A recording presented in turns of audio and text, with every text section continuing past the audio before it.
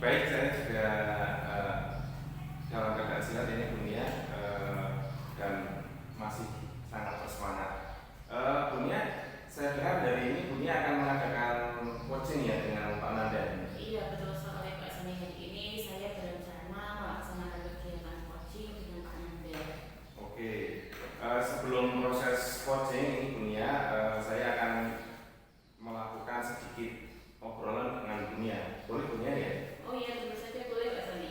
Oke, nanti saya akan mengamati proses coaching yang Bunia dan Pak Nanda akan lakukan, dan saya juga nanti akan menilai apakah proses coaching tersebut Bunia selaku coaching sudah sesuai dengan rubrik penilaian dan langkah-langkah sesuai dengan alur Tirta.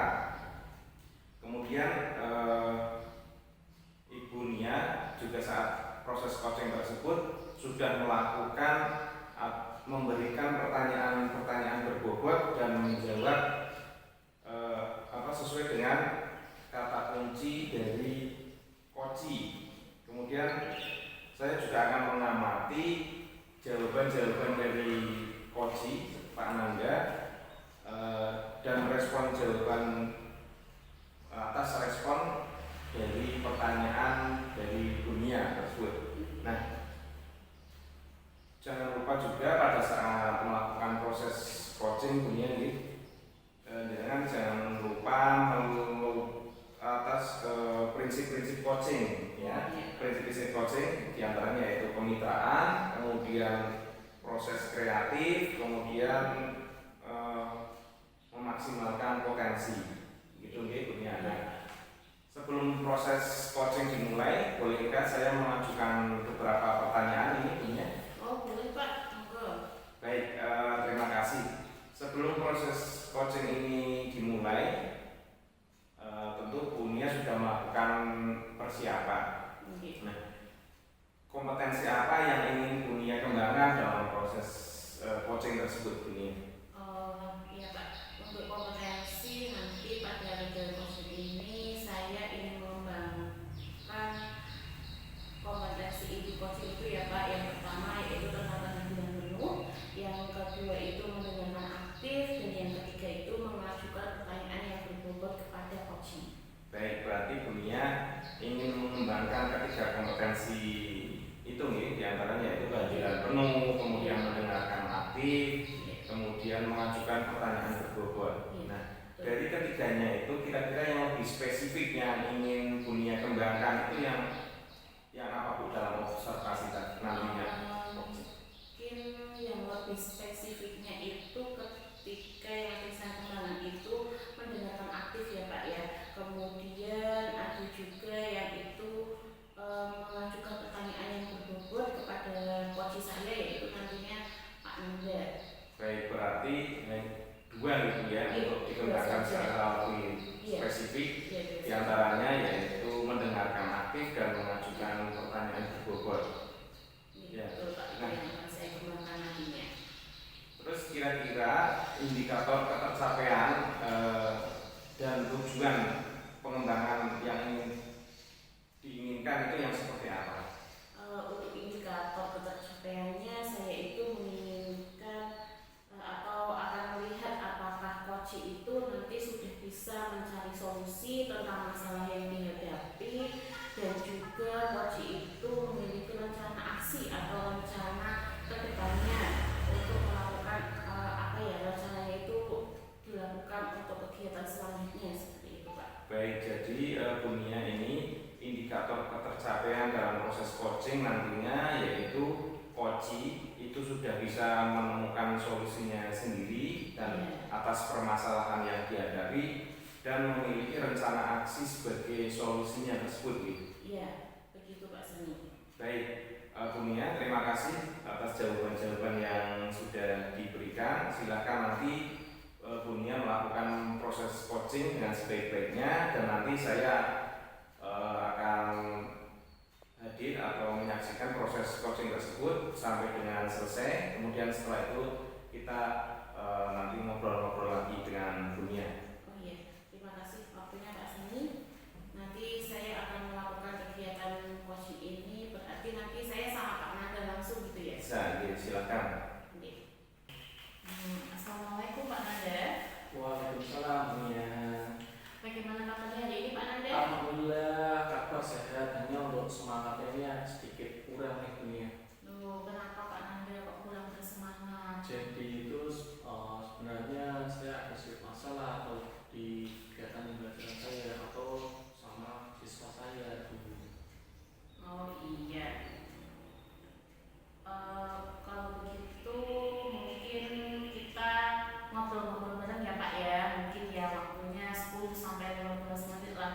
biar suasananya itu rileks dan tidak bingung.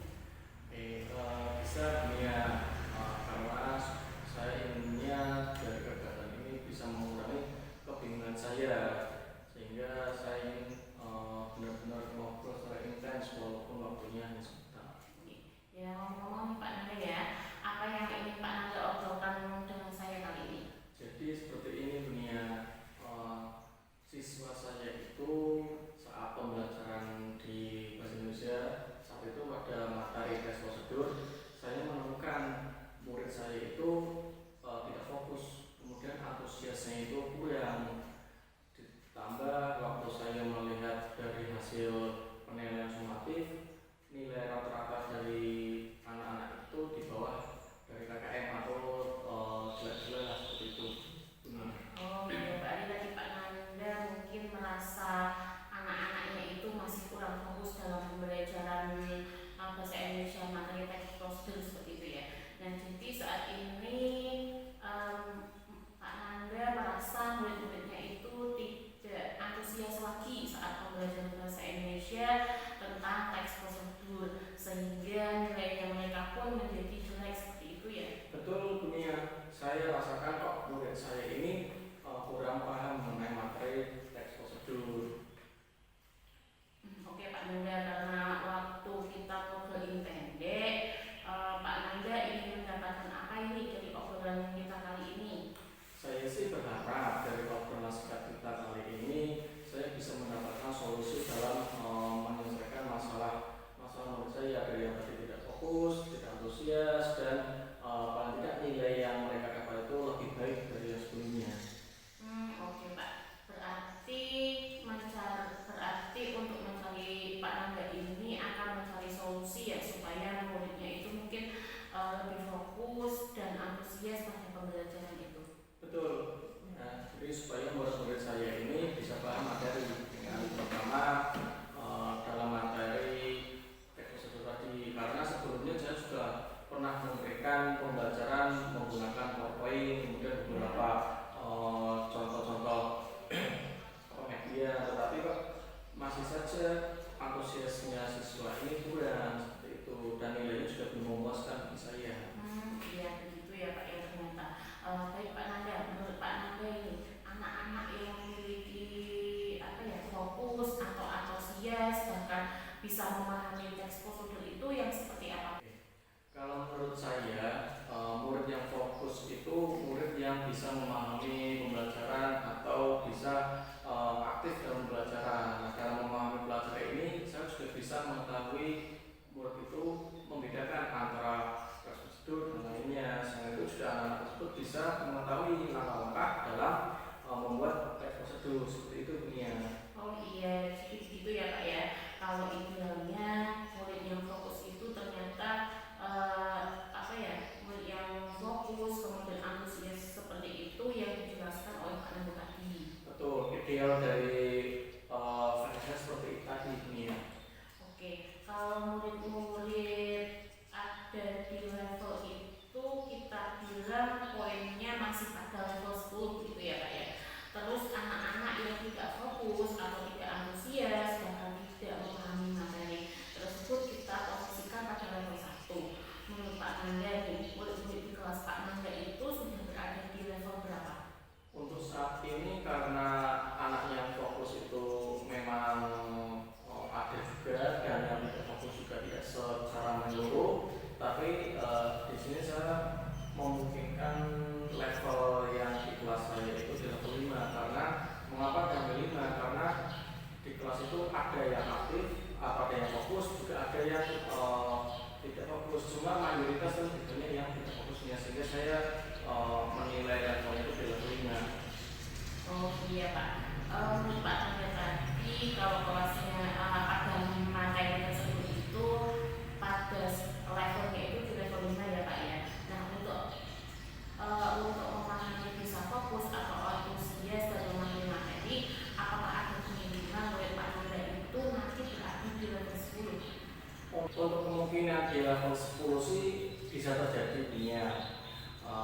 Hanya untuk saat ini berkaitan fokus dan antusias di level 8 saya sudah cukup puas. Untuk level 10 sepertinya harus tetap memerlukan proses waktu seperti itu. Baiklah.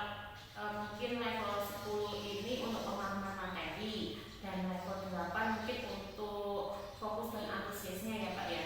Nah, menurut Pak Nanda sendiri apa sih yang bisa Pak Nanda lakukan untuk membantu murid-murid Pak Nanda di kelas 5 ini supaya berada di level itu dalam memahami materi, fokus dan antusias? Sebenarnya saya masih bingung. Hanya waktu lalu saat kegiatan CTP saya kan dapat materi tentang pembelajaran berdiferensiasi. Nah, di pelajaran tersebut sepertinya bisa diterapkan pada kasus saja saat ini. Jadi kemungkinan sekaligus untuk kegiatan implementasi saya di kegiatan berpenggerak, saya akan menerapkan pembelajaran berdiferensiasi ini pada kelas saya dengan kasus anak yang kurang fokus tadi. Oh iya, intinya juga mungkin sudah bagus ya Pak ya, sekalian mengimplementasikan kurikulum merdeka. Nah, coba rencana aksi yang akan Pak Nanda lakukan itu yang bagaimana? Di awal semester kemarin saya sudah melakukan kegiatan asesmen diagnostik non kognitif. Di sana saya mendapatkan ternyata murid saya itu memiliki beberapa gaya dalam belajar. Nah, saat saya mengklasifikasi itu, murid saya itu ada yang memiliki belajar yang auditori, kinestetik maupun yang visual. Nah, mungkin saya bisa melakukan pembelajaran diferensiasi tadi dengan cara produk, konten maupun proses seperti itu. Oh iya Pak, lalu bagaimana Pak Nanda menerapkan pembelajaran berdiferensiasi konten, proses, dan produk ini dalam materi teks prosedur? Oke, mungkin seperti ini.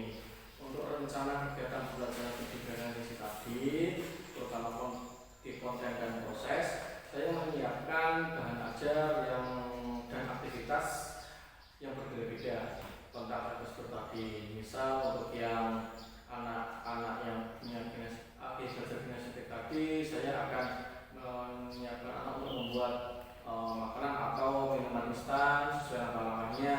Lalu untuk belajar yang auditori, saya bisa menyiapkan teks wawancara, kegiatan berwawancara pada murid. Kemudian untuk yang satu lagi gaya visual, saya bisa siapkan video-video tentang teks prosedur. Tetapi nanti saat kegiatan penilaian akan berbeda. Mungkin anak bisa membuat seperti video, kemudian membuat teks atau membuat seperti komik seperti itu. Oh ya, menarik sekali ya yang Pak Nanda sampaikan tadi, menyesuaikan dengan gaya belajar siswanya ya Pak ya. Tadi juga saya mendengar ada yang gaya belajar visualnya yaitu bisa menyiapkan video-video tentang teks prosedur. Nah, menurut Pak Nanda, apa ukuran keberhasilan rencana aksi ini Pak? Ukuran keberhasilan rencana aksi saya ini terutama pada fokus dan antusias anak itu dalam memahami teks prosedur, itu dalam penilaiannya tidak monoton, tidak hanya soal-soal saja, tetapi juga membuat sesuatu yang mereka itu bisa kreatif seperti itu. Rencananya sudah cukup baik ya Pak, dan cukup jelas. Nah, apakah menurut Pak Nanda akan ada kendala untuk menerapkan rencana yang Pak Nanda inginkan tadi? Untuk kendala saat ini, kendala yang saya hadapi yaitu waktu, karena dalam kegiatan pembelajaran berdiferensiasi ini membutuhkan beberapa perangkat tambahan dalam pembelajaran. Dalam momen itu membutuhkan waktu yang tidak singkat. Ini waktu kendala yang saat ini saya rasakan. Mungkin Pak Nanda itu memerlukan waktu berapa lama nih untuk mempersiapkan media-media yang dibutuhkan? Untuk waktu yang dibutuhkan kemungkinan yang saya perlukan itu antara 2 atau mungkin sampai 3 hari. Dimana untuk menyiapkan bahan ajar, kemudian KPD maupun media-media yang lainnya seperti itu. Ya, dari kegiatan persiapan pembelajaran tadi, apakah ada seseorang mungkin yang akan membantu Pak Nanda untuk mempersiapkan pembelajaran ini dan untuk diwawancarai dengan teks prosedur tadi? Untuk seseorang yang saya kolaborasi itu ada. Saya bisa mengajak guru kelas 5 yaitu Pak Iksan, beliau juga sama guru kelas 5 seperti saya, beliau guru kelas 5B. Nanti saya bisa berkolaborasi dengan beliau, sekaligus beliau akan saya jadikan sebagai narasumber pada teks wawancara menurut saya. Oh iya, baik. Kira-kira kapan ini Pak Anda mau menerapkannya di kelas? Untuk waktunya, karena jadwalnya itu hari Senin dan sekarang hari Kamis, dan waktu tadi saya perkirakan ada 2 sampai 3 hari, kemungkinan besar hari Senin juga, tetapi di minggu yang depan seperti itu. Dari tadi kita sudah ngobrol ya Pak Anda juga sudah menjelaskan permasalahan yang Pak Anda hadapi. Dan kemudian dari kegiatan ngobrol atau sesi diskusi ini apa yang Pak Anda dapatkan? Jadi tadi awalnya saya merasa bingung dengan kasus murid saya yang tidak aktif dalam pembelajaran. Nah, saat kita ngobrol dengan Bu Nia tadi, saya mendapatkan pencerahan di mana untuk mengatasi masalah tadi menggunakan pembelajaran yang berdiferensiasi. Selain itu, saya juga akan berkolaborasi dengan Pak Ihsan selaku guru kelas sebelah untuk membantu saya dalam melancarkan kegiatan saya. Seperti itu. Ya Pak, alhamdulillah dari diskusi kita kali ini ternyata Pak Anda sudah menemukan solusinya ya. Nah, untuk selanjutnya Pak Anda tetap semangat untuk selalu belajar dan belajar untuk memperbaiki pembelajaran yang akan dilakukan. Oke, terima kasih. Saya sudah akan tetap bersemangat untuk melakukan kegiatan tersebut. Sama-sama ya Pak Anda. Nah, berhubung mungkin ini waktunya sudah cukup panjang ya Pak ya. Ternyata kita mungkin membutuhkan waktu 10 menit, ternyata sampai 15 menit itu mungkin agak lebih. Nah, sekarang pesan saya nanti kalau Pak Nanda mungkin butuh sesuatu, Pak Nanda bisa menghubungi saya lagi untuk berbincang-bincang. Oke, baik. Terima kasih sudah Bunia sudah meluangkan waktu itu untuk bisa berdiskusi dengan saya. Dan nanti sambil saya menyiapkan perangkat pembelajaran yang saya gunakan, dan nanti saat saya selesai dalam kegiatan pembelajaran saya akan menghubungi Bunia kembali untuk melaporkan atau menceritakan hasil dari pembelajaran saya. Oke, baik Pak Nanda, terima kasih waktunya. Saya ucapkan wassalamualaikum warahmatullahi wabarakatuh. Terima kasih juga Bunia. Wassalamualaikum warahmatullahi wabarakatuh. Baik, Bunia tadi sudah melakukan coaching dengan Pak Nanda. Apakah berjalan lancar proses coaching tadi, Bunia? Alhamdulillah Pak Sani, tadi kegiatan coachingnya sama Pak Nanda berjalan dengan baik dan lancar. Iya, untuk Bunia nanti dalam proses coaching tadi ada beberapa hal yang mau saya tanyakan, Bunia.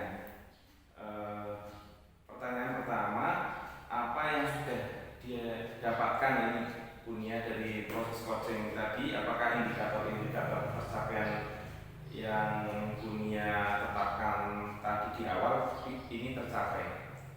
Tadi itu saya kan sudah melakukan kegiatan coaching ya Pak ya. Alhamdulillah untuk tahapan-tahapannya sudah berjalan dengan lancar. Saya juga tadi sudah menjalankan kegiatan coaching itu sesuai dengan awal kita, yaitu mulai dari tujuan, identifikasi, kemudian rencana aksi dan tanggung jawab. Kemudian saya juga menggali kompetensi dari coaching sendiri, yaitu untuk menemukan solusi dari permasalahan dengan cara memberikan pertanyaan-pertanyaan yang berbobot.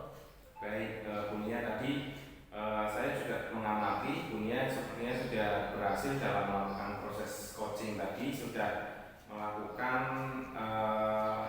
sesuai dengan alur Tirta ya. Yang pertama tampaknya tadi sudah menanyakan tujuan kepada coach, kemudian mengidentifikasi permasalahan dari coach, kemudian Bunia juga sudah mengarahkan coach untuk membuat rencana aksi. Dan juga tadi Bunia juga sudah berhasil menumbuhkan rasa tanggung jawab dalam diri coach agar rencana aksi itu bisa dilakukan dan berjalan dengan baik. Saya juga tadi sudah melihat juga dan mendengarkan percakapan dari Bunia.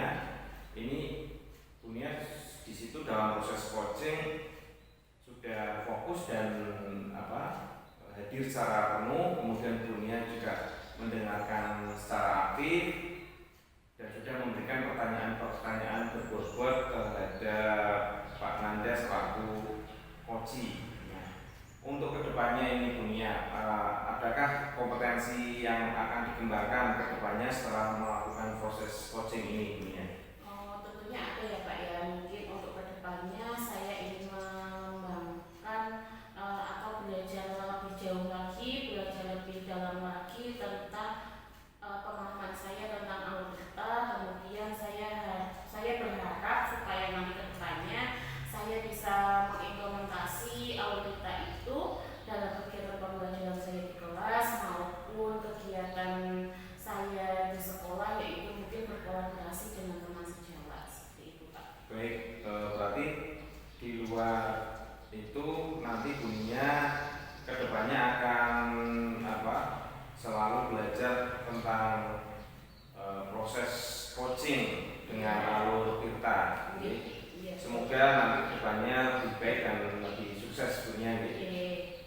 Baik, untuk mengakhiri kegiatan ini saya hanya bisa mengucapkan harus semangat dunia dan saya ucapkan terima kasih. Sebelumnya saya ucapkan terima kasih Pak Sani atas kegiatan tadi. Berkat Pak Sani juga saya bisa melakukan kegiatan coaching ini dengan lancar. Terima kasih Pak. Assalamualaikum warahmatullahi wabarakatuh. Waalaikumsalam.